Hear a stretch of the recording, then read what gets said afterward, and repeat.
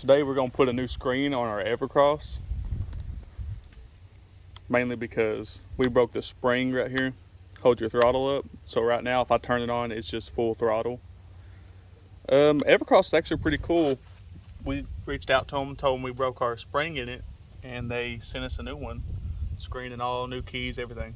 No, they didn't say anything about a warranty on their side or anything like that, so I don't know if this comes with a warranty or not, but they sent that, and this is like 5 months, 6 months old.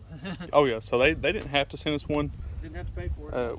We would have bought one if we had to, but they were pretty cool. They sent us one for free, so I'm sure it don't cost them too much to get these.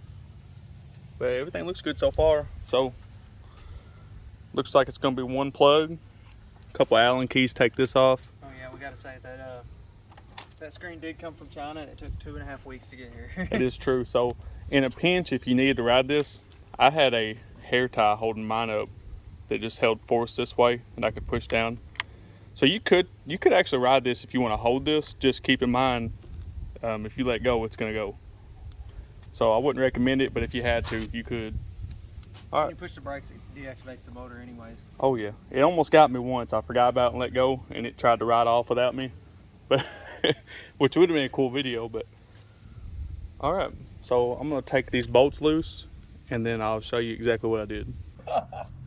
So after you slide this off very easily, just one quick motion.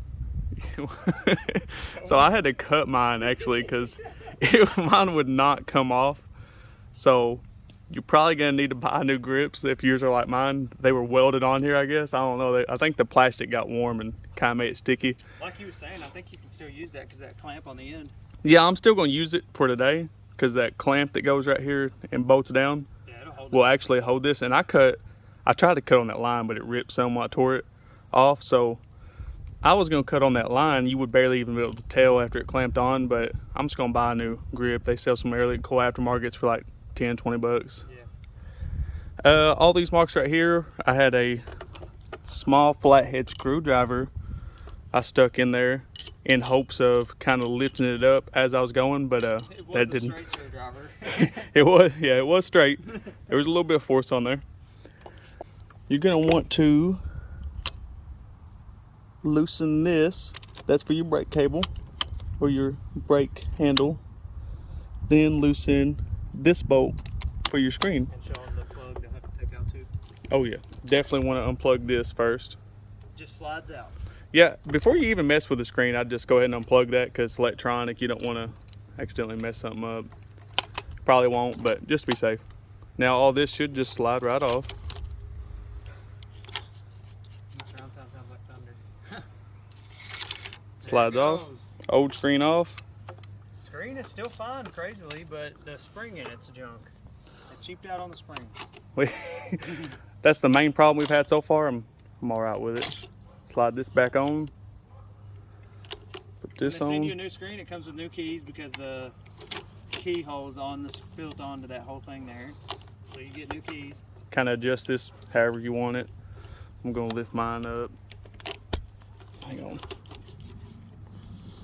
Put my throttle in front of that cable. Yep.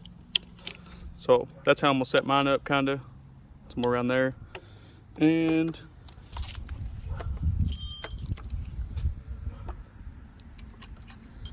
there's the small little bracket that holds your grip back in place. So I put this bracket back onto the grip before I slid it on just because it's easier to do it that way. And honestly, it looks fine. Yeah, like so the back side of it, you can kind of see the rip.